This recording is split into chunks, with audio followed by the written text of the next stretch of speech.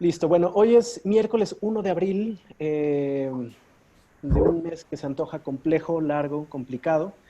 Y me presento, yo soy Jordi Meléndez, soy director de Factual, una organización basada en México que tiene como intención generar redes y aprendizajes entre medios y periodistas en América Latina. Entonces, les agradezco mucho que se hayan conectado a esta nuestra segunda charla LATAM y hoy vamos a hablar de datos abiertos y COVID-19 en América Latina, buenas experiencias, buenas prácticas, malas prácticas, qué se puede hacer desde la sociedad civil, qué se puede exigir a los gobiernos. La idea es que la charla sea una charla pues, lo más desestructurada posible. Se me olvidó ir por mi cerveza, pero está en el refrigerador, entonces si alguien tiene pues hay un trago que quiera ir por él, pues este es el momento.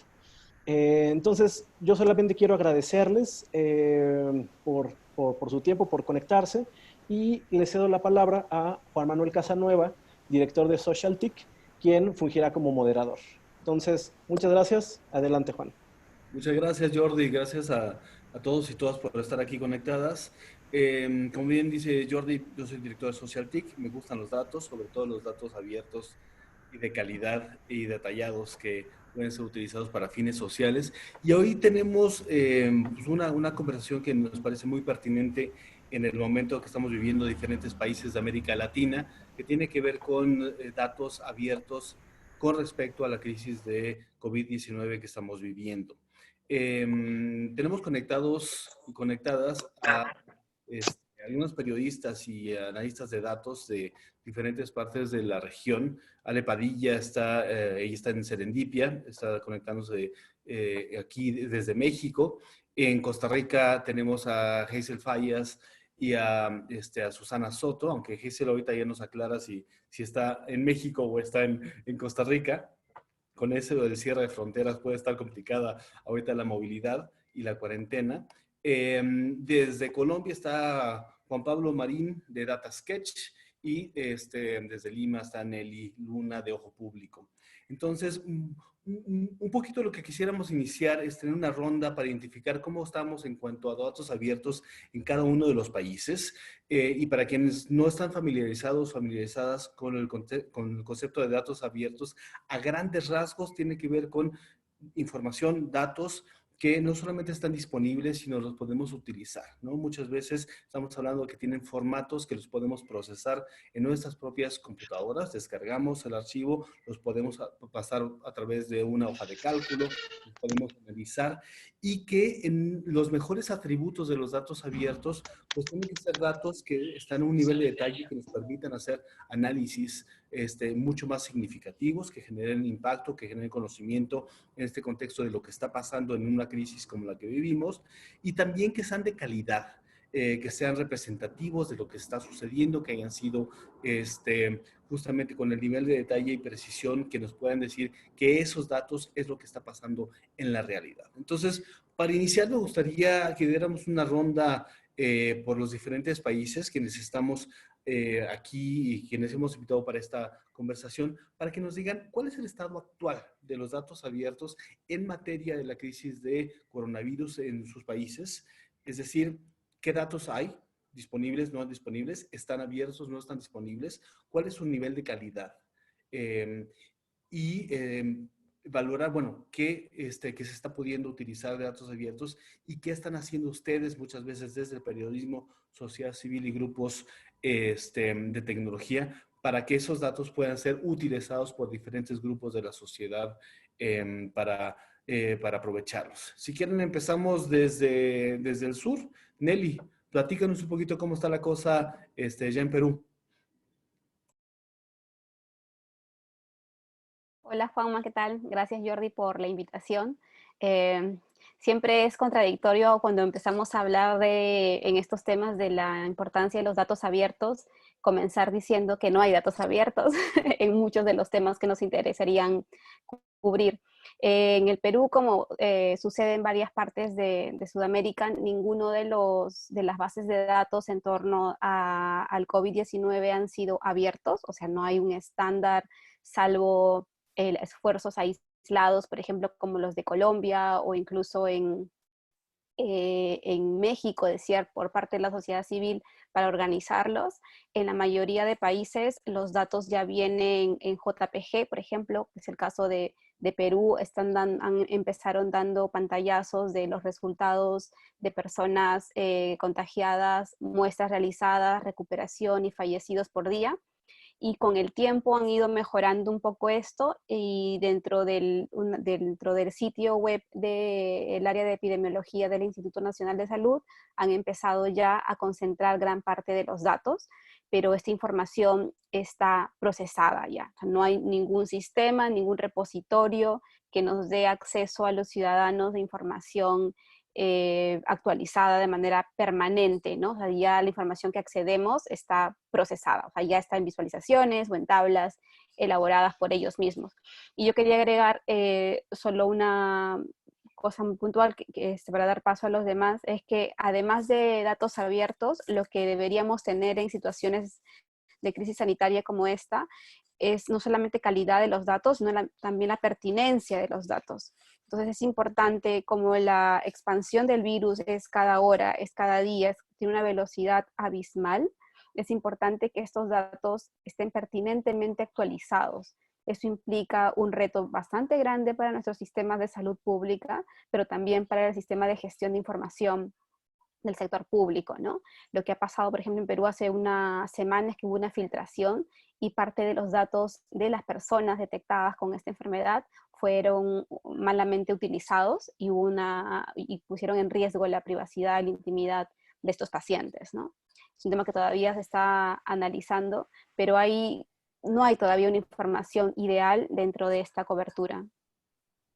Pues ahorita vamos a platicar un poquito más sobre estos dilemas que enfrentan también la apertura de datos en materia de privacidad y los casos versus el set de datos. Antes de pasar una vez un poquito más al norte con Juan Pablo, Neri, ¿algún otro tipo de datos, algunos otros datos más allá del número de casos, los casos particulares, características de los casos, que tú como periodista identifiques que o están abiertos o deberían estar abiertos, pero justamente para entender, para dar cobertura al fenómeno de crisis, vale la pena tener el radar más allá de las clásicas gráficas de casos que estamos viendo todos los días? ¿Juan Pablo o no? Nelly, y ahorita el resto yo creo que nos van a complementar. Ok. Sí, por ejemplo, a mí me gusta mucho el sistema de datos abiertos que impuso Singapur y luego y también Italia, ¿no? Que te permite conocer, por ejemplo, el perfil demográfico de las personas contactadas, si pertenecen o no a cierto tipo de poblaciones vulnerables, siendo América Latina una zona con muchos territorios indígenas, por ejemplo, o de comunidades afrodescendientes, sería oportuno que estos datos pudieran también identificar si este nivel de contagio puede afectar de manera distinta a estas poblaciones, ¿no? Porque son poblaciones, en un caso de los territorios indígenas, que viven alejadas y en situaciones sin recursos y servicios básicos de salud, y lo mismo con algunas comunidades afrodescendientes en Perú, en Colombia, que no tienen todos los recursos suficientes. Entonces, tener los datos desagregados de poblaciones vulnerables, de edades, y estos poder luego analizarlos a la luz de la capacidad e infraestructura que tiene el Estado, nos ayudaría, por ejemplo, a priorizar dónde poner más recursos logísticos, dónde se necesitan comprar más ventiladores mecánicos, dónde se necesitan potenciar más los médicos intensivistas, y ese nivel de análisis creo que todavía no se está haciendo. Hay esfuerzos aislados. En Perú, Colombia y Chile he visto que han empezado ya a mapear y juntar ese cruce de información para hacer más eficiente también los gastos, las compras públicas y los pocos recursos que ya tenemos, pero eso es lo que no hay y hay que construirlo, es lo que nos ha tocado a los periodistas, empezar a sistematizar, construir y analizar, ¿no? Perfecto, muchas gracias, Nelly. Pasamos a Colombia, Juan Pablo. ¿Cómo está la situación de apertura de datos, no solamente en casos, sino algunos otros que nos permitan entender la pandemia en Colombia? Sí, pues creo que comparado con otros países no estamos tan mal. empezaron a publicar datos rápidamente en la página del Instituto Nacional de Salud. Igual siempre hay quejas, obviamente. En temas de calidad de datos, ponen, por ejemplo, registros en ciudades con nombres inexistentes o que no cruzan con los nombres oficiales de las municipalidades, o formatos de fechas que dentro de la misma tabla tienes año, mes, día, año. Entonces eso dificulta bastante cualquier análisis que quieras hacer replicable. Entonces, por eso, desde muy temprano decidimos empezar a descargar las bases de datos y organizarlas, aumentándolas con información relevante de los códigos geográficos, de la limpieza básica para que los formatos sean estándar, etc. Algo que pasó, sí, fue que la publicaron en el Instituto Nacional de Salud, pero el formato en que la publicaron está lejos de ser cualquier cosa abierta. Lo publicaron como una infografía de Infogram. Entonces, después de varias discusiones con algunos del gobierno, nos decían, pero ¿qué más quieren si los datos ya están ahí públicos? Les hicimos entender que, pues, que el hecho que estén en una página no quiere decir que sean útiles. Entonces, luego lo mejoraron con un botón de descarga, que descarga el CSV, muy bien, sigue con los problemas de formatos. Y ya hace 2 días lo publicaron en la plataforma de datos abiertos del gobierno, entonces ya están disponibles a través de API.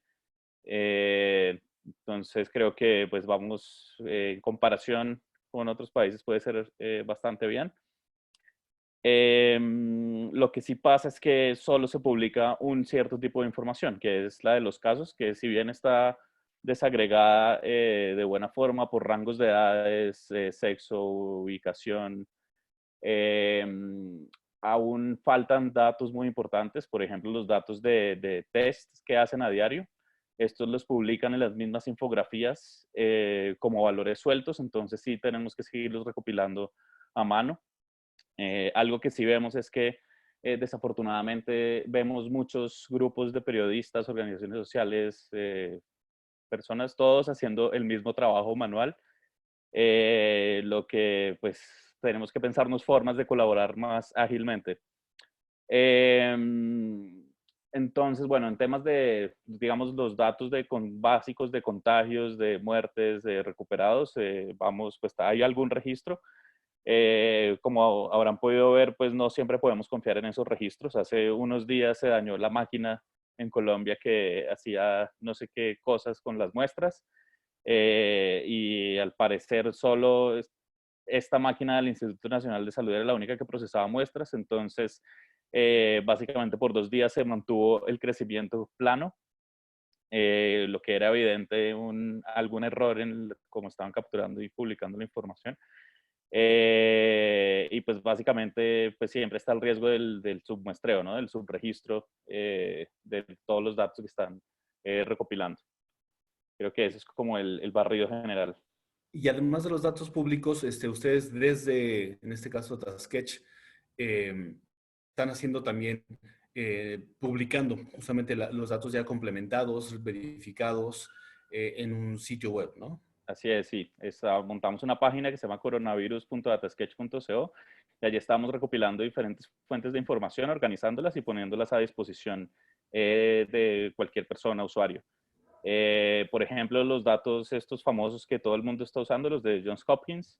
Si ven el GitHub que están utilizando muchos medios, al final procesar estos datos no es tan inmediato, están en inglés, en algunos casos están desagregados por provincias, para otros países no. Entonces nosotros hacemos todo ese procesamiento a diario, tenemos unos scripts que corren la información, la organiza con formatos de fechas, traducimos los nombres de países, y todo esto lo estamos actualizando diariamente para que otras organizaciones puedan utilizar la información. Perfecto, perfecto. Bueno, pues sigamos un poquito más para el norte. Susana y Hazel están desde Costa Rica, bueno, parcialmente. Susana, platícanos cómo está el estado de datos abiertos en Costa Rica, y ahorita Hazel también nos complementa, haciendo la transición también para México.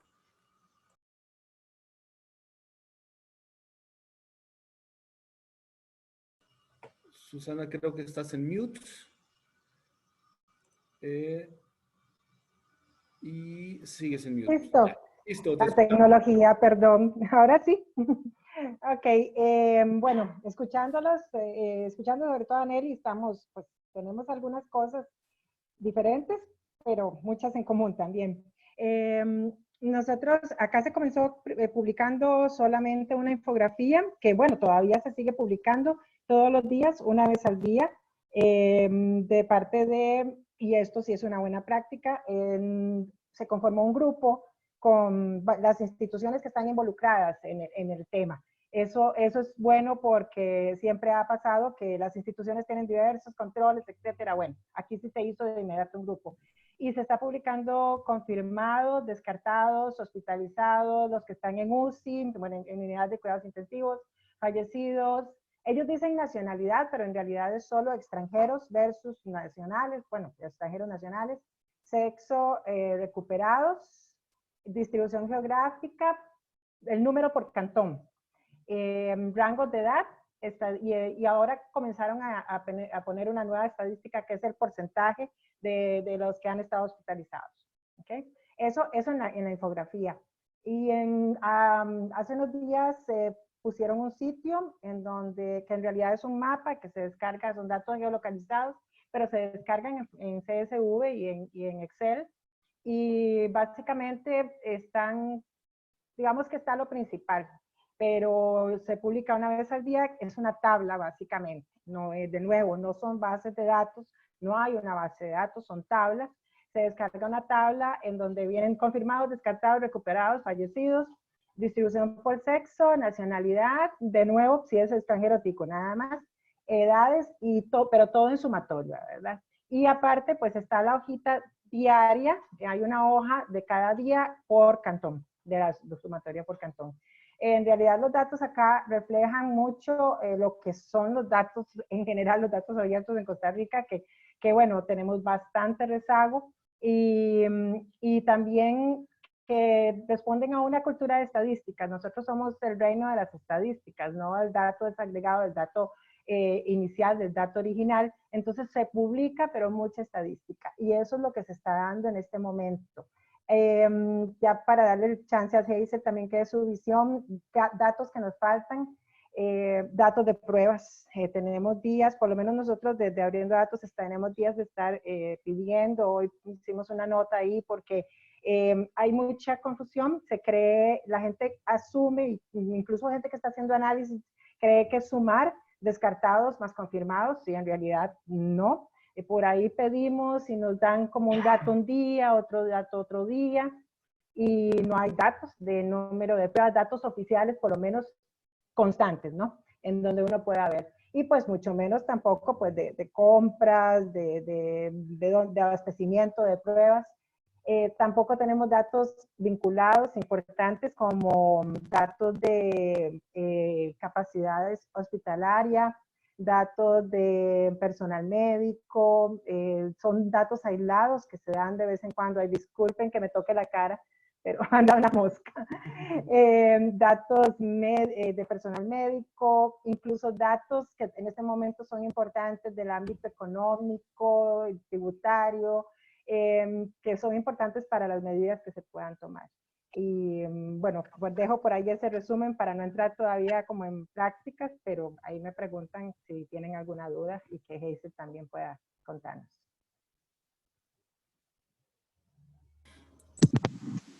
Hazel, si tienes algo más que complementar antes de que pasemos a México, de todos modos, Sí. tú conoces bien los datasets de ambos países. Rápidamente, el tema es el siguiente. Periodísticamente, para conformar una base de datos que sea efectiva para cuestiones periodísticas, hay que hacer un trabajo manual. A mí me tocó los primeros 16 días sacar dato por dato de la imagen para poder construir el especial que tengo en mi sitio web. Y es un trabajo que obviamente toma tiempo y hay que tener mucho cuidado, porque además de que uno sabe que se puede equivocar, a mí me pasó muchas veces que me salté el dato de un cantón, porque aquí en Costa Rica son 82 cantones y hasta la fecha creo que hay 50 casos en 53. Entonces, esa data entry manual hace que uno se equivoque, porque no hay un Excel o no hay una hoja de cálculo donde uno puede sacar. Entonces esto toma más tiempo también para verificar. Al principio hubo errores también con nombres de cabeceras de cantón en lugar de colocar el cantón. Entonces yo lo que hice también fue trabajar algo similar a lo que explicó Juan de Colombia, de Data Sketch, que fue inmediatamente sacar una matriz de nombres de cantones, de nombres con sus respectivas provincias y automáticamente detectar dónde están esos errores. Después de que se publicó el Excel, pues yo brincaba de alegría, pero el Excel, como dijo Susana, pues es una tabla nada más y obviamente pues yo sigo haciendo el data entry de manera manual, como creo que lo está haciendo el 100%, o no sé si el 100%, pero sí por lo menos los colegas con los que he hablado en Nicaragua, en Honduras, en Bolivia también, en Argentina. Este es un trabajo que además de desquiciante por el nivel de estrés que implica, es también muy demandante porque hay que hacer esto, hay que empezar por abrir los datos, digámoslo así. Muchas gracias, Hazel. Vámonos a México. Está Ale Padilla de Serendipia también por acá. ¿Cuál es la situación de la apertura de datos, calidad de datos, detalle de datos en contexto de coronavirus en México? Hola Juanma, gracias. Hola a todos. ¿Sí me escuchó? Perfecto. Bueno, lo que tenemos en México en cuanto a información primero es una conferencia diaria que da la Secretaría de Salud a las 7 de la noche todos los días.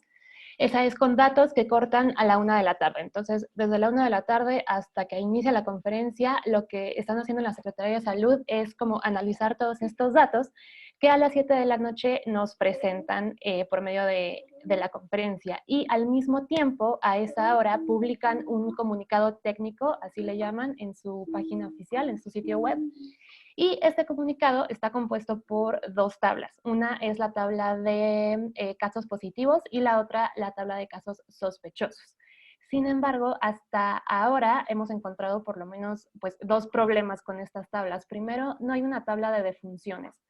O sea, la Secretaría de Salud está informando el número de defunciones en su conferencia, sí, está presentando algunas gráficas, está presentando el número total por estado, pero no hay una base de datos que, pues, que englobe las defunciones, ¿no? Que te diga exactamente cuántos años tenían las personas, o sea, nos presentan como una media de edad, pero no hay algo en donde se desagreguen estos datos. Después, las tablas que sí tenemos, que son los casos positivos y los casos sospechosos, están en PDF. Y pues bueno, sabemos que eso siempre es pues una complicación, una molestia, porque hay que transformar ese formato, ¿no? Pero escuchando sobre otros países, creo que, bueno, podríamos decir que al menos tenemos ese PDF que se puede convertir de manera relativamente rápida a un formato abierto que sí podemos utilizar. ¿Qué más? En cuanto a la pertinencia de los datos, que era sobre lo que hablaba Nelly, hace unas semanas algún reportero preguntó en esta conferencia si iban a dar esta información en datos abiertos, ¿no? Y lo que contestó la Secretaría de Salud fue que no, que iban a seguir publicando los PDFs y que si queríamos podíamos hacer solicitudes de información para tener los datos abiertos. ¿Cuál es el problema con esto? Bueno, que el número de todos los casos confirmados, los casos sospechosos y las muertes está cambiando todos los días, ¿no? Entonces yo hago una solicitud de información hoy y me la contestan en un mes. Entonces, esa información que yo voy a tener ya va a estar totalmente vieja y pues no me va a servir de nada, ¿no? Y con ese método no hay forma de ponerte al día en cuanto a lo que está sucediendo con los casos de coronavirus. Lo que estamos haciendo específicamente en Serendipia con estos datos es que estamos convirtiendo todos los días las tablas de PDF a CSV y las estamos publicando en nuestro sitio web para que quien quiera las pueda tomar de ahí ya en formato abierto y las pueda utilizar. Tenemos, de hecho, el archivo desde el, creo que 15 de marzo, más o menos, hasta la fecha de todos estos CSVs y también de los PDFs. Entonces, pues esa es como nuestra manera de cooperar para abrir estos datos. También hay un repositorio en GitHub de Katia Guzmán. Ahí también ella está poniendo todos estos datos. Y pues eso es lo que tenemos hasta ahora en México. Y ahorita pues escuchamos, muchas gracias por compartir, pues bueno, cuál es la situación de los datos, ¿no? Y llega un momento en donde sí hay cientos de casos, decenas de casos, es medianamente manejable de manera manual, pero llega un momento, y estamos lamentablemente llegando a este contexto, en donde esto ya no va a ser posible, ¿no? Entonces, la exigencia ahí de la apertura de datos, de la trazabilidad de datos, y todos ellos con su detalle pertinente, es necesario. Pero déjenme llevar a la conversación hacia, no tanto la catarsis de la falta de datos abiertos, eso vamos a ver cómo lo canalizamos así, para mantener la exigencia y calidad, sino también para qué sirven estos datos abiertos, desde el ámbito periodístico, desde el ámbito de tecnología y sociedad civil. Ustedes, si tuvieran que decir, yo necesito estos datos para hacer algo más, hemos visto las mismas gráficas en todos los medios circulando por redes sociales, describiendo los números de casos, las mismas instituciones gubernamentales lo están publicando en formatos cerrados, pero lo están publicando. Ustedes, desde sus ámbitos, ¿para qué quieren esos datos? Y sobre todo en un contexto en donde en muchos de nuestros países ya estamos en una crisis que se ve que va a entrar a sus fases más peligrosas y con mayores consecuencias en ámbitos sociales. ¿Quién nos quiere platicar cuál es su motivación más grande para tener estos datos y su uso más ambicioso?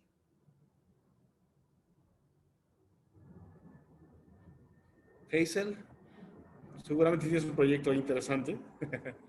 No, yo lo que creo es que para qué quiere un periodista datos o para qué quiere información, pues simple y sencillamente para informar, para la redundancia. O sea, yo creo que, a ver, uno sabe o todos sabemos que el derecho humano al acceso a la información pública, estar bien informados en un momento crítico como este, es vital porque lo que hay en juego son vidas de personas, de seres humanos. Entonces, salvaguardar la vida en estos momentos es fundamental para eso, lograr que una comunicación fluya, y esa comunicación debe fluir empezando por la fuente primaria, que son las autoridades oficiales de gestionar la emergencia.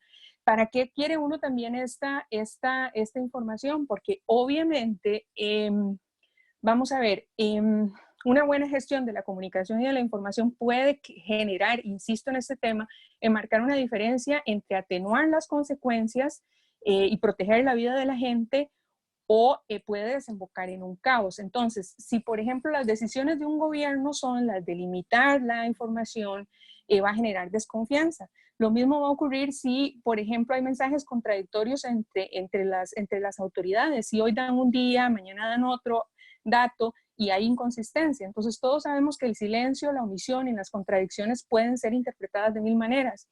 Y por lo general no son buenas. Entonces, los periodistas lo que hemos hecho tradicionalmente es ser mediadores de la información y exigir también transparencia en este tema. Entonces, yo creo que por ahí va la relevancia de para qué queremos estos datos, para poderle informar a la gente y decirle, bueno, este es el estado de situación, esto es lo que está pasando, entendemos que hay una incertidumbre claramente alrededor de estos datos, sobre todo cuando hay circunstancias tan disímiles, no solamente en el tratamiento de la emergencia, sino por ejemplo en la cantidad de pruebas que se aplican en los países, y que esto influye, por ejemplo, para que uno no pueda hacer cosas que tradicionalmente hace, como aplicar tasas para hacer comparaciones. En estos momentos se hace un escenario muchísimo más incierto para poder plantear este tipo de análisis. Pero en el fondo es eso, yo creo que en el fondo es precisamente llevar información verificada y que sirva para que la gente tome decisiones también. Desde ámbitos periodísticos también, ¿qué más podríamos utilizar para esos datos, más adicional a la rendición de cuentas, a la exigibilidad, al identificar si las políticas públicas de salud en el contexto de crisis se están cumpliendo? Ale, ¿levantaste la mano por ahí? Sí, bueno, yo creo que también tiene que ver con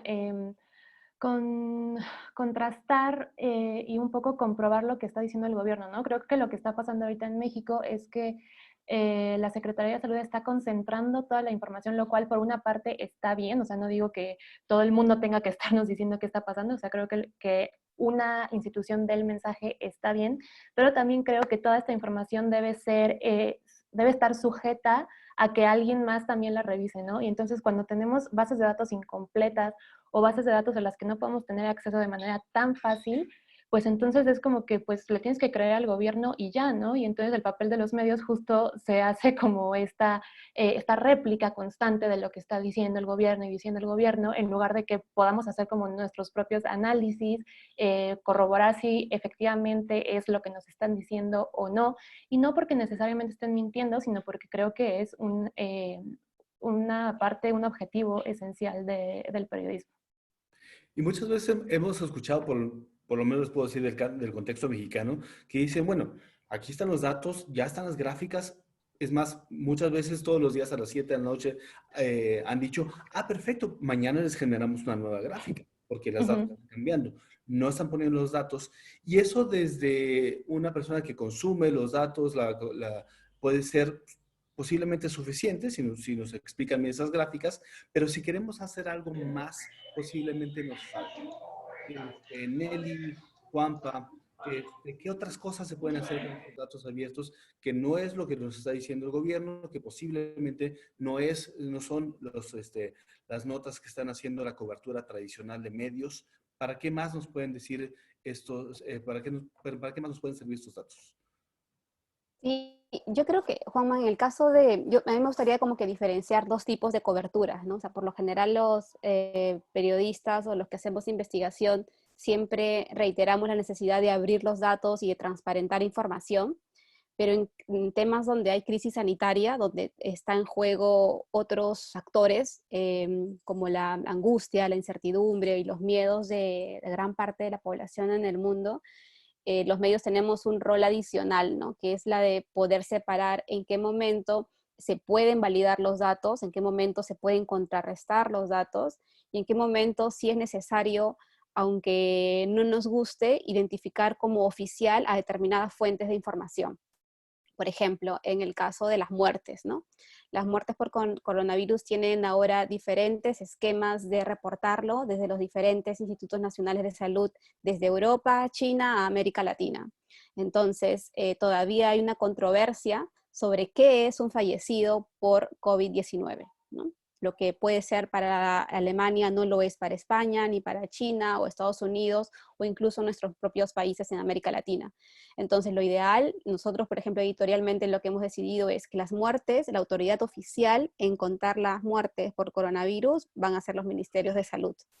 Y eso, si estás cubriendo otros temas como narcotráfico o ambiente, uno aprende a dudar, y es la regla, dudar siempre de la fuente oficial. Pero en temas de crisis sanitarias hay que tener un margen de confianza en ciertos temas críticos, porque sí lo que hay un desborde de mucha angustia por parte de las personas, primero que ya están confinadas en gran parte del mundo y América Latina, y lo segundo que hay una sobreproducción de información inexacta, ¿no? Producida incluso por medios que están obligados a producir mucho contenido diario, cada hora o incluso al minuto, y esa desinformación la OMS lo ha denominado mucho mejor, ¿no? Que es una infodemia, es uno de los peores enemigos en este momento para la crisis, para combatir la crisis sanitaria. Entonces, ¿qué podemos hacer el periodismo? Yo creo que podemos sí definir un poco estas dos líneas, en qué momento somos vigilantes de esos datos y para qué los usamos. A mí me parece fundamental, por ejemplo, empezar a verificar los laboratorios a los que les estamos comprando las pruebas de identificación, las pruebas moleculares para identificar al SARS-CoV-2. Y lo otro es también todas las medidas que se están haciendo para restringir derechos en nombre de la salud pública, ¿no? Los estados de emergencia, las cuarentenas, los toques de queda, las salvaguardas económicas a las que están aplicando algunas empresas.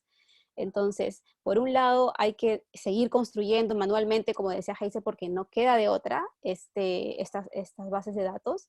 Por otro lado, hay que continuar con la vigilancia de este tipo de información, pero identificar un punto de referencia que le dé seguridad a las personas. Entonces, la función de los medios en este momento es investigar, pero también ser como un punto de apoyo. O sea, a mí me gustaría como lectora, y creo que también lo estamos identificando en varios lectores, es que quieren creer en una organización, en un medio. Entonces, que tú sepas que si vas a entrar a ese lugar, te pueda dar una seguridad mínima ante tanta incertidumbre, ¿no? Y ese trabajo es colosal en este momento, ¿no? Muchas gracias. Y desde el chat, Marcela también nos recuerda que los datos son necesarios para entender más detalles del fenómeno de una crisis, de una pandemia. Por ejemplo, el contexto de comorbilidad. Es decir, bueno, ¿qué está haciendo que ciertas personas mueran por causa no solamente del COVID-19? Y que hace la anotación que pues, justamente en el contexto mexicano, las bases de datos no incluyen esa variable, ¿no? Y no se puede hacer una trazabilidad por paciente para entender bien cómo se están gestando los casos que llegan desgraciadamente a muertes más allá de una variable tan general que puede ser la edad. Juan Pablo, ¿algún otro uso de estos datos para el contexto de crisis que estamos viviendo o que vamos a estar viviendo todavía más grave en las próximas semanas? Sí, creo que, como menciona Nelly, hacer énfasis en el tema de revisar qué está pasando con los otros derechos ciudadanos. Por ejemplo, en Colombia, la Superintendencia de Industria y Comercio, quien regula el tema de tratamiento de datos personales, sacó una resolución que por la emergencia, las disposiciones de tratamientos de datos personales como quedan en pausa mientras se puedan usar esos datos para la emergencia. Entonces, básicamente, datos de telefónicas o esto, si son datos supremamente sensibles, en principio legalmente se pueden usar y eso va en contra de todos los temas de privacidad, como por darles un ejemplo. Pero muy rápido, creo que lo más importante de todo este trabajo con datos abiertos en estas situaciones es sobre todo para saber qué es lo que no sabemos, ¿sí? El peor escenario es cuando no sabemos lo que no sabemos, ¿sí? Con los datos abiertos o con algunos datos abiertos, cualquier información que esté disponible, podemos conocer qué es lo que no sabemos y esas son las guías que necesitamos para poder indagar más a fondo. Ejemplo, poblaciones vulnerables, no sabemos qué está pasando con ellas en cuanto al coronavirus. ¿Por qué? Porque el Instituto de Salud puede que no llegue a ciertas regiones. Caso Colombia, hasta el día de ayer enviaron una ambulancia hacia el Amazonas porque al parecer no había suficientes ambulancias. Entonces, ese es el tipo, gracias a los datos abiertos, nos podemos dar cuenta de qué es lo que no sabemos para poder actuar mejor y más rápido. Y justamente en algo similar nos comenta en el chat Agustín Millán que en el contexto mexicano las solicitudes de acceso a la información ahora están suspendidas por el órgano de transparencia de acceso a la información, justo por la cuarentena que se está viviendo en el país, ¿no? Vamos a seguir la conversación, si les parece bien, a algo que nos ha parecido bastante relevante, sobre todo en el contexto del periodismo, que es decir, ¿cómo hacer? Y hemos visto diferentes tipos de reporteos. El reporteo donde dice la gráfica, que es la misma que presenta el gobierno, o también el caso individual, la persona, el paciente, la familia que ha estado sufriendo decesos o enfermedades, ¿no? Entonces, ¿cómo balancear tanto a nivel de datos como a nivel narrativo? Sobre todo teniendo en cuenta el tema de privacidad de las personas que pueden estar con el síndrome o que pueden con el virus o que pueden inclusive ya estar en contexto de enfermedad avanzada o muerte. ¿Cómo balancear el detalle de la historia individual versus los datos más generales de cómo está evolucionando la crisis sin muchas veces hacer sensacionalismo, sin vulnerar la privacidad de las personas que están siendo afectadas o inclusive sin generar emergencia? ¿Cómo están abordando estos niveles de detalle y de sensibilidad? Primero desde las periodistas. ¿Qué nos pueden decir, Hazel, Nelly, Ale? Bueno, yo nada más un comentario rápido a raíz de lo que decía Nelly. Yo creo que por lo que he hablado con otros colegas, hay un tema de integridad de los datos. Cuando uno habla de integridad, habla de si son precisos, confiables y completos. Y lamentablemente en estas circunstancias, esa integridad depende de la confianza que cada uno de los periodistas tengamos en la trayectoria del manejo histórico de las instituciones encargadas de manejar datos en nuestros países. Entonces, ahí es donde uno ve, por ejemplo, donde hay colegas que le externan abiertamente a uno la desconfianza en los números oficiales, porque claro, hay un pasado oscuro, digámoslo así, del manejo de cifras. Hay otros países donde uno puede tener un poquito más de confianza en que la institucionalidad pues debería de estar haciendo bien las cosas. Y como decía Nelly, pues nos va a tocar más adelante hacer una revisión muy cuidadosa cuando ya tengamos más información sobre esta situación, de qué fue lo que se hizo bien y lo que no se hizo mal, y lo que se hizo mal. Entonces, realmente lo que está pasando con esta crisis es que muchos de los gobiernos están quedando desnudos porque es lógico que haya una discusión en el seno de las comisiones o de los gobiernos para ver qué tipo de información se va a publicar. Pero lo que no se vale es que esta crisis dé pie para abusos o para restricciones en ese ejercicio pues, del acceso a la información de la gente. Y rápidamente sobre este tema de cómo hacer la cobertura. Vamos a ver, yo creo que ahí es fundamental garantizar el derecho a la privacidad de la gente. Vamos a ver, no sé, no, yo creo que la privacidad, digamos, no está en discusión. Me parece que es un derecho que debe garantizarse, ni publicar los nombres, ni las direcciones de estas personas. Son datos sensibles, amparados por ley aquí en Costa Rica y estoy segura que en muchos otros países. Y las autoridades sanitarias están en ese deber de garantizar esa integridad de esas familias y esas personas. ¿Por qué?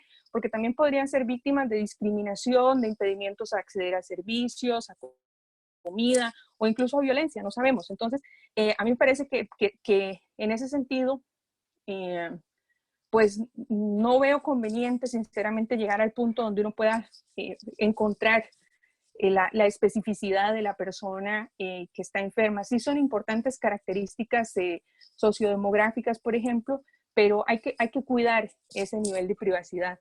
Y también a la hora de la cobertura, por ejemplo, si es una figura pública o si son, por ejemplo, diputados, como ha ocurrido en México, que hay 2 diputados de Movimiento Ciudadano. Bueno, para mí la pregunta es, ¿cuál es el interés público de esta información? Y hay que asirse efectivamente a esa reflexión de cuál es el interés público de informar que 2 personas están enfermas con COVID, que 2 diputados están enfermos con COVID. Y evitar los detalles morbosos y recordar también que son personas y que están en un proceso de recuperación y que tienen derecho también a su intimidad. Yo sé que a veces esos límites que parecen obvios, a veces es fácil cruzarlos. Entonces creo que ahí hay que tener un balance importante. ¿Me puedo agregar algo? Sí, por supuesto. Ya. En esta línea de la privacidad, tal vez yo quisiera contar una buena práctica y que a la vez nos trae una lección, y es el tema, por ejemplo, lo que ha hecho acá en Costa Rica La Voz de Guanacaste, que es un medio local, y como medio local tiene la vivencia de lo que significa que en una comunidad de 60 personas se sepa cuál es, aunque no se diga el nombre, ¿ok? Es una mujer con tales características, de tal religión, de esto, claro, inmediatamente identifican a la persona. Entonces, en ese sentido, La Voz más bien ha asumido una labor de informar también por qué es importante cuidar la privacidad, por qué esto debe ser, qué es lo que pasa, y de contar la historia de qué es lo que pasa cuando se vulnera la privacidad y cuando se vulneran los datos sensibles.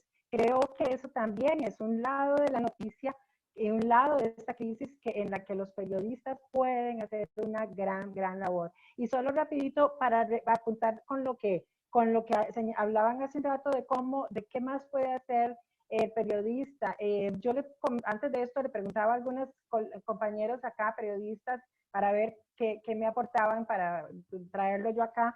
Y alguien me decía algo muy importante, y es que cómo pueden ayudar no solo en el análisis de los datos como tales, ¿verdad? Presentando las gráficas y todo lo demás, sino también en la presentación de diversos escenarios en este terreno de incertidumbre que estamos pasando.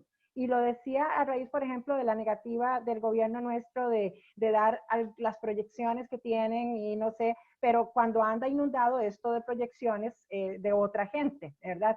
Entonces me decía una muchacha periodista, bueno, es que nosotros podríamos contribuir a presentar, ok, este es el escenario, podría pasar esto, si nos portamos bien, podría ser esto, este es el otro, como a explicar un poco eso. No solo a presentar la gráfica, sino a presentar posibles escenarios. Creo que Juanpa también decía algo sobre escenarios y creo que es muy importante.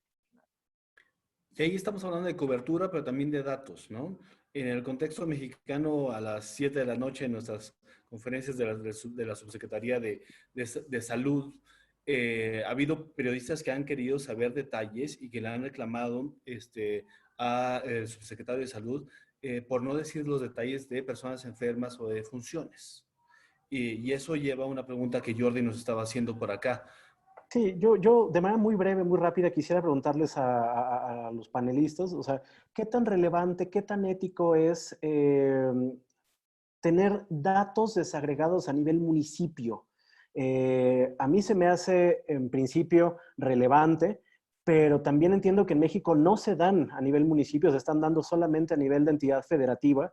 Quisiera saber qué otros casos conocen ustedes, si identifican casos en donde se están desagregando a nivel municipio y cuál podría ser digamos, una consecuencia pues en cualquier sentido, negativa o positiva, ¿no? De desagregarlos a ese nivel.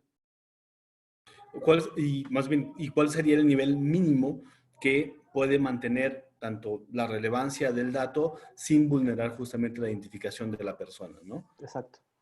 Ale, Nelly, Juanpa, que estás por ahí, ¿qué opinan?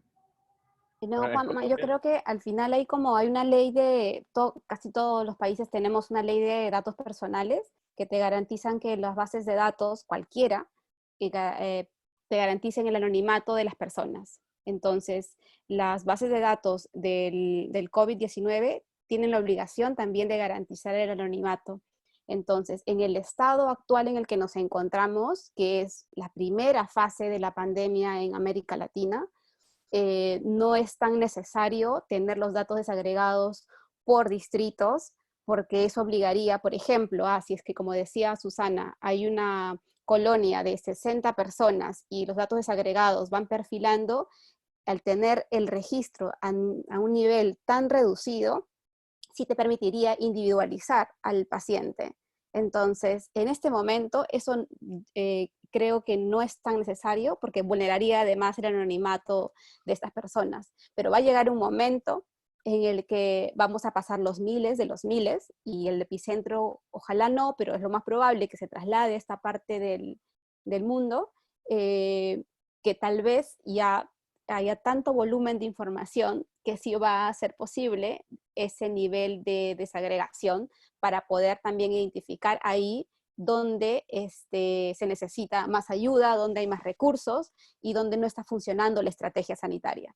Ahora, que esos datos no los tengamos abiertos ahora, no quiere decir que las autoridades no los deban tener, porque sí debería ser parte de su trabajo y estrategia sanitaria. Pero en este momento, por ejemplo, les comentaba al inicio que hubo una filtración de datos personales de pacientes en Perú y que se empezó a ver en algunos lugares donde estaban, ¿no? Ese tipo de protocolos, por ejemplo, deben resolverse de inmediato y no deberían ni siquiera ser expuestos, ¿no? Eso por un lado. Y lo otro, a mí sí me da mucha vergüenza ajena, y lo digo con total sinceridad, el tema de cómo los medios han empezado, muchos, sobre todo en medios en televisión, a cubrir esta situación, ¿no? Y creo que esta crisis expone la precariedad con la que los medios de televisión, los medios más grandes o los que viven de la publicidad y del clic fácil, han mandado a sus reporteros a tocar las puertas de personas para preguntarles, ay, ¿cómo se siente vivir con el coronavirus? O así se vive en cuarentena, ¿no? Así viven los sospechosos que acaban de llegar de Italia.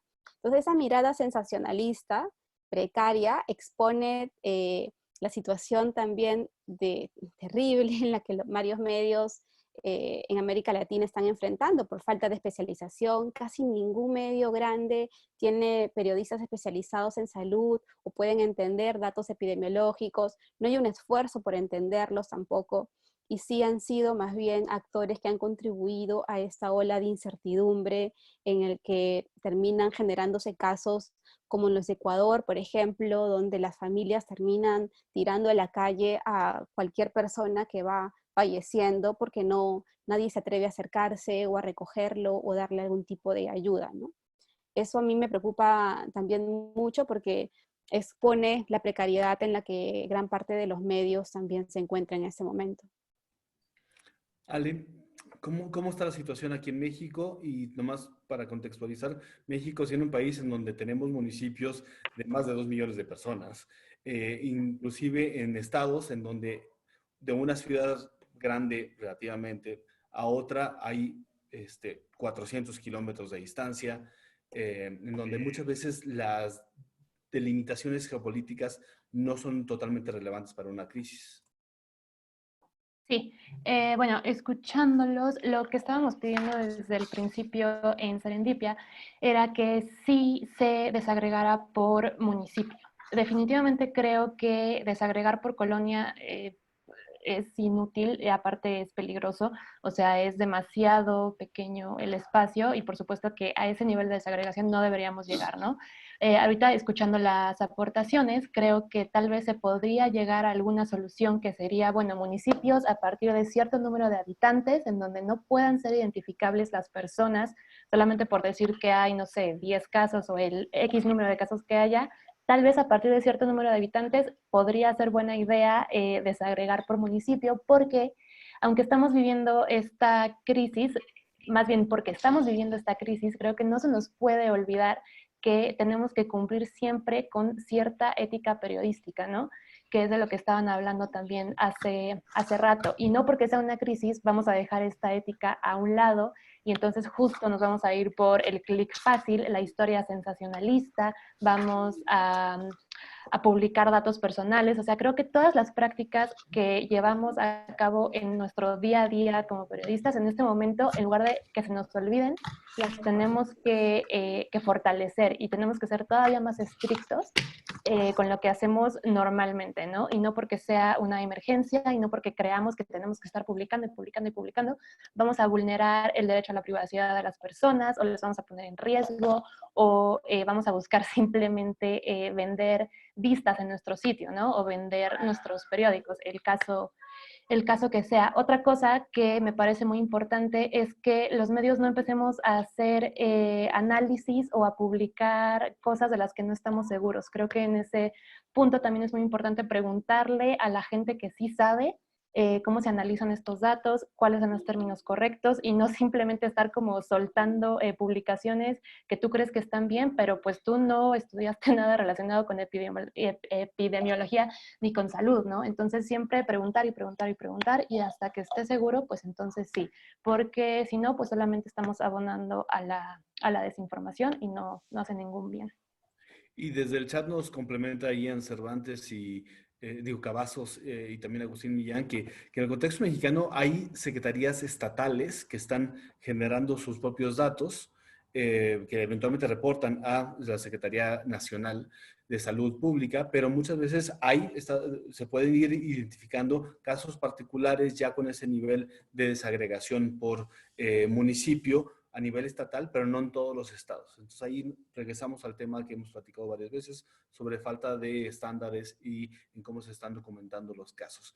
¿Qué les parece si vamos cerrando el tema con Juan Pablo, que nos complementa un poquito más al respecto, y vamos cerrando la conversación para decir, bueno, ¿qué viene? ¿Qué debemos de estar haciendo? ¿Qué propuestas hay para poder enfrentar los próximos meses y semanas de crisis? Desde el aspecto de datos, de exigencia, pero también de uso y de trabajo colaborativo. Una nota rápida, yo sí creo que deberían estar a nivel municipal y en algunos casos hasta submunicipal. Ejemplo, hicimos un hackathon sobre datos de movilidad en Bogotá y temas de coronavirus y se logró identificar cuáles son los barrios más apropiados donde posiblemente vive personal de salud para planear rutas de transporte público en época de cuarentena. Entonces, es ese tipo de cosas que no se pueden hacer si no hay el nivel de detalle apropiado para analizar la información. o sea, naturalmente teniendo en cuenta todo lo que han hablado sobre privacidad y eso, pero también es valioso no irnos al extremo y saber que vale la pena tener datos incluso submunicipales. Lo decíamos solo para en los casos de pacientes, Juanpa. Ok. Pero bueno, ¿qué sigue? Ese hackathon generó ideas interesantes. ¿Qué sigue? Estamos enfrentando ya el inicio del aumento más grave de la crisis en nuestros países. Seguramente se va a poner mucho peor. Más allá de exigir datos abiertos, de calidad y detallados, ¿qué podemos seguir haciendo? ¿Qué viene desde el ámbito tecnológico y de datos? Juan Pablo, el resto también desde el ámbito periodístico, ¿qué podemos estar haciendo? ¿Qué podemos ir implementando desde la sociedad, desde el periodismo, desde la tecnología? Yo veo que hay un tema grande de educación para poder generar contenido que efectivamente sea valioso. Bueno, por un lado, seguir luchando porque todos podamos acceder a la información relevante a tiempo, pero por otro lado hay un tema de educación y es que por el hecho de que sepas hacer un gráfico no quiere decir que debas hacerlo, porque hay mucha desinformación también alrededor de esto, ¿no? Entonces, de pronto han visto en redes sociales cualquier persona que pueda hacer algún modelo, intenta hacer un modelo sin tener el contexto de epidemiología. Eso puede ser un riesgo bastante que ayuda a la desinformación. Entonces creo que deberíamos también buscar formas de hacer que la gente se informe sobre estos temas. Perfecto. ¿Qué más? ¿Qué deberíamos estar haciendo? Dejando de hacer. Susana, por favor. Sí, perdón, ahora sí, al igual que creo que era Nelly la que mencionaba, algo que no podemos perder de vista es que estamos en esta primera ola, ¿no? Y entonces creo que es tiempo de todavía de unir esfuerzos. Por ahí mencionaban, hay mucha gente haciendo lo mismo, hay gente que está desagregando aquí muchos, Hazel está haciendo su manual, nosotros estamos haciendo nuestro Excel también, o nuestro documento también.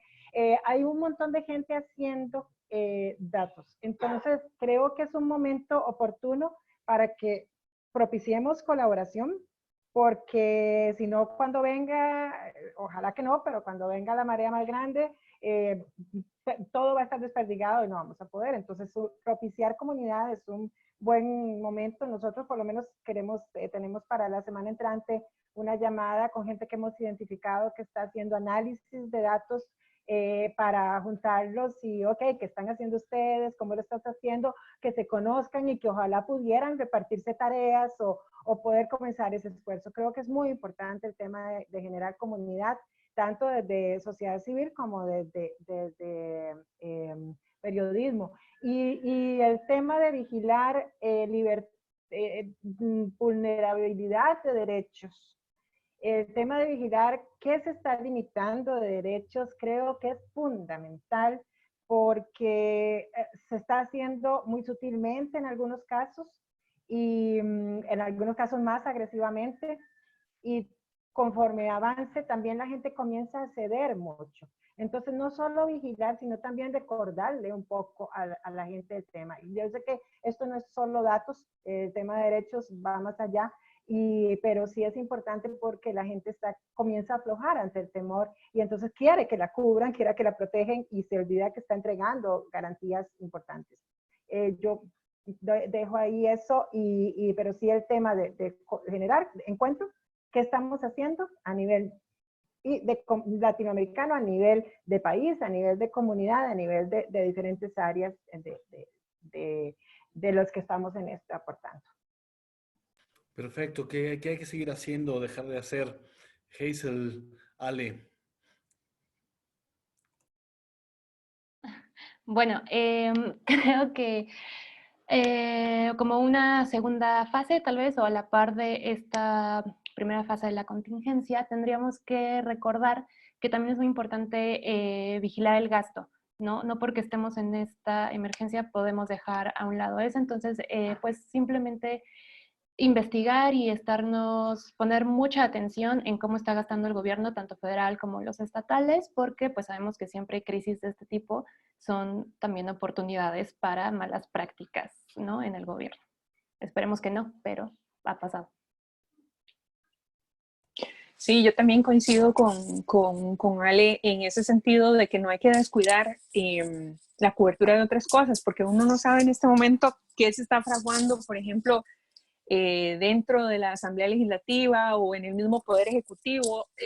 Acá, por ejemplo, hubo temas muy candentes hace 22 días que de repente ya fueron absolutamente desplazados de la agenda. Entonces, tratar de mantener un ojo en una cosa y un ojo en otro. Y para lograrlo, yo coincido con todos en que hay que hacer una colaboración. Y es cierto, no tiene sentido que todos estemos haciendo lo mismo. Entonces, establecer esas conexiones con otros colegas, sobre todo de medios independientes donde no hay recursos. Yo he estado conversando con algunas personas acá en el país o de otros países también para ofrecerles ayuda para hacer algo tan fácil como scrapear un PDF.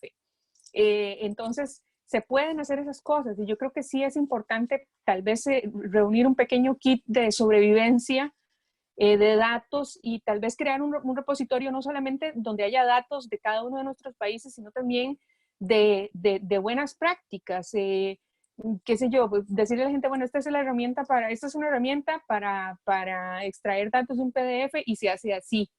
O este es un código en tal programa que esto le va a permitir, ejecútelo nada más y esto le cambia aquí el nombre del archivo, y esto le va a permitir hacer tal cosa. Porque sí, yo estoy de acuerdo en que esto se va a volver inmanejable en cuestión de semanas. Ojalá nos equivoquemos, ojalá me equivoque en eso, pero creo que sí es importante hacerlo. Y una cosa muy importante que a mí sí me preocupa muchísimo, y es que yo veo que muchos colegas están al borde de la locura, exponiendo su salud no solo física, sino mental. Y si ya el periodismo ha sido una profesión precaria, con malas condiciones, ahora se puede poner peor y en algunos países ya se está poniendo feo. Entonces hay que procurar cuidar no solamente la salud física, sino la mental, y también saber que muchas personas trabajan con jefes y en empresas canallas que ni siquiera los tienen asegurados, por ejemplo. Y a ver, hay que también poner sobre la balanza ciertas cosas y ciertas prioridades en medio de esta crisis de salud y de esta crisis informativa en la que vivimos. Tienes toda la razón, y ahí le podemos dejar ahí la tarea a distintas latitudes para ver cómo puede abordar más el tema holístico de seguridad en el periodismo en contexto de crisis. Ya en el chat Jefferson Díaz nos puso un par de datos bastante alarmantes de contexto de Salvador, en donde ya periodistas han contraído el virus y están trabajando justamente en esas condiciones. Y esto seguramente sí se va a poner peor. Nelly, ¿qué más hay que hacer? ¿Cómo vemos las próximas semanas desde los datos y desde el periodismo? Yo quiero recoger lo de Hazel en torno todos los problemas que supone trabajar en aislamiento, en un confinamiento para las salas de redacción. Es bastante duro en realidad. Nosotros vamos ya 3 semanas en Perú. Y claro, ese kit de supervivencia debería incluir mantener tu círculo de apoyo externo, ¿no? Tus amigos, tu familia, mantener una rutina es fundamental. Y lo otro es que lo que se viene, yo creo que la crisis sanitaria se asemeja mucho a la crisis climática, ¿no? Es transversal, así como hay que monitorear los gastos, seguir monitoreando el gasto público, lo que se viene una vez que superemos esta curva es una crisis económica gravísima, ¿no? Sobre todo para unas economías como las latinoamericanas tan inestables. Se vienen elecciones el próximo año en muchos países, entonces sí deberíamos estar monitoreando, por ejemplo, nosotros a través de la red Palta, que es esta red que une algunos medios donde monitoreamos compras públicas, estamos empezando a hacer seguimiento de justamente procesos de compra en situaciones de esta emergencia, y estamos viendo que cada país ha manejado y está manejando su estrategia de compras de manera distinta a la otra, ¿no? Dejando huecos, vacíos, que pueden generar problemas de corrupción o abrir las puertas a la corrupción en los próximos meses. Y lo segundo son las medidas económicas, ¿no? También estamos haciendo una base de datos en Ojo Público sobre las medidas económicas que los gobiernos han creado para garantizar la estabilidad económica de las empresas, y es increíble, es necesario, pero por ejemplo uno no entiende por qué en algunos casos hay subsidios para sectores que no están tan críticos, por ejemplo el sector de la industria alimentaria, porque la gente sigue comprando alimentos, ellos no se ven tan afectados, pero en varios países están solicitando subsidios.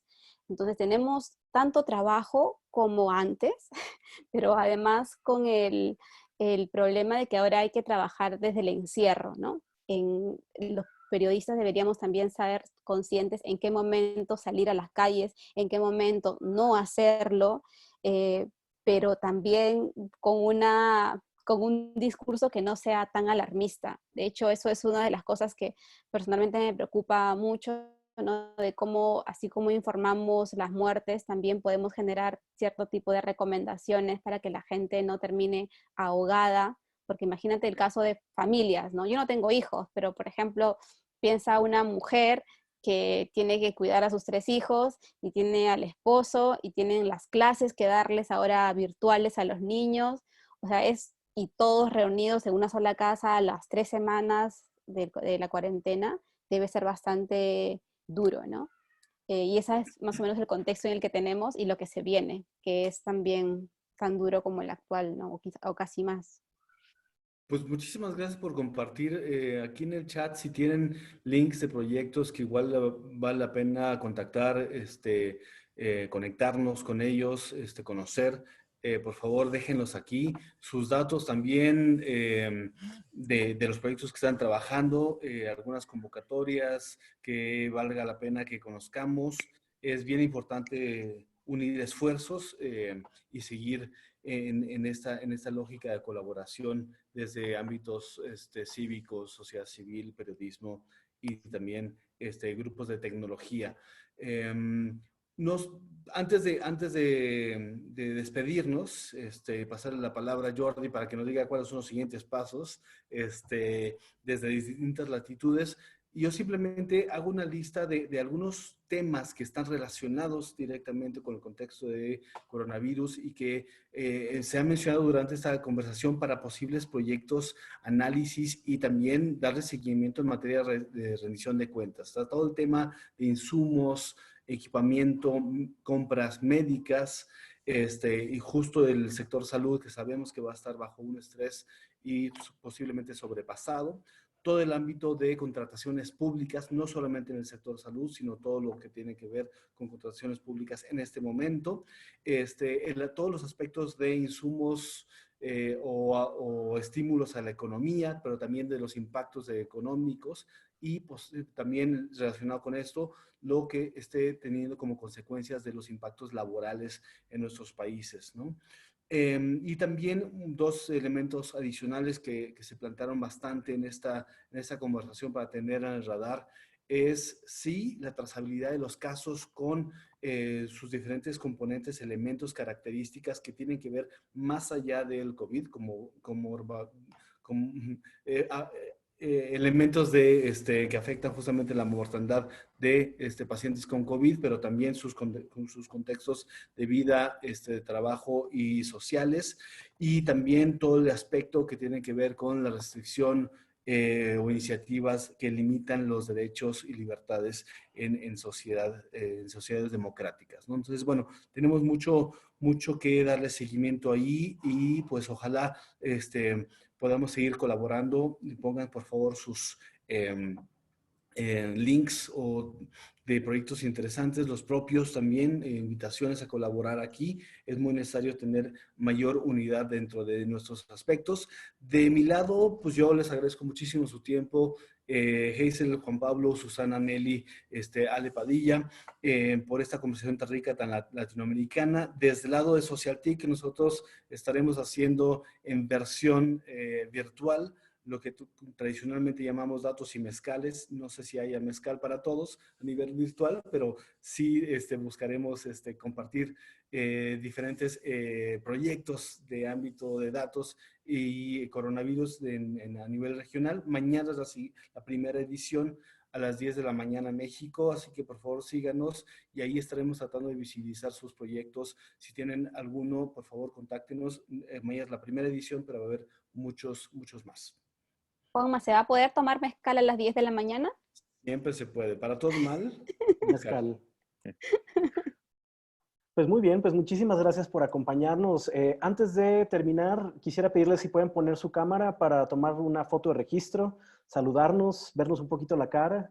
Entonces, ahí sí pueden ir prendiendo sus camaritas. Muy bien, ahí veo que empiezan a aparecer. Ian desde Monterrey, Angélica que está en Alemania, Laura Barrera, Daniel Aguilar. Muy bien, entonces... Como somos varios. Pueden mostrar con quienes conversan en esos momentos, ¿no? Puede ser una planta, Sí, su pelota. Entonces, como somos varios, vamos a tomar dos fotografías. Entonces, va la primera fotografía, arréglense el cabello, muy bien, peinaditos. Entonces, sonrían o saluden. 1, 2. Y como somos muchos, necesitamos otra siguiente fotografía. Entonces, también, si gustan sonreír, 1, 2, 3. Muchísimas gracias. Les cuento rápidamente que en distintas latitudes estamos haciendo estas conversaciones cada semana. El próximo miércoles vamos a tener una conversación, una charla LATAM sobre COVID, migrantes y migraciones. Nos acompaña Gina Morelo de Colombia, Aileen Troax, ella es periodista mexicana radicada en Estados Unidos, especialista en migraciones. María Laura Chang, una periodista venezolana radicada en Argentina, y Patricia Mercado, directora de Conexión Migrante. ¿Qué está pasando con los migrantes? Con los migrantes que quizá están en una situación regular, pero no tienen todavía claridad de cómo pueden recibir ayudas gubernamentales, pero también qué está pasando con cientos de miles y millones de migrantes indocumentados en toda la región. Casos de refugiados, casos de personas que están buscando asilo político. Entonces, a la misma hora, el próximo miércoles, vamos a estar también teniendo esta conversación y espero que pues, se puedan sumar. Nos pueden seguir en distintas latitudes, Facebook, Twitter, Instagram, por ahí andamos y pues muchísimas gracias por acompañarnos en esta ocasión.